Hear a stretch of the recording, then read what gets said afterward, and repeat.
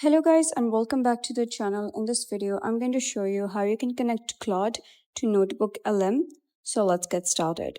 So there's no chance of directly connecting Claude to NotebookLM because NotebookLM is not in Claude's registry, but there are a couple of turnaround ways how you can do that. So first of all, you're going to head over to NotebookLM and then you're going to click on Create New and it's going to create your notebook. So you can either upload files or simply paste any website, drive, or copied text. So for this tutorial, I'm going to go with copied text and paste the text over here.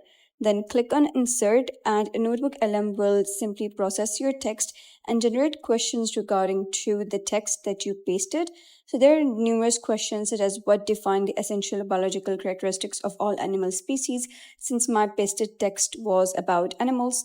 So you can ask numerous questions from NotebookLM according to your text. And you can also view some slide deck, video, mind map, reports, flashcards, quiz, and some more information. So once you do have all of the information that you need from NotebookLM, you could simply copy the output. So let's say I want to copy the outputs of all of the inputs that I gave.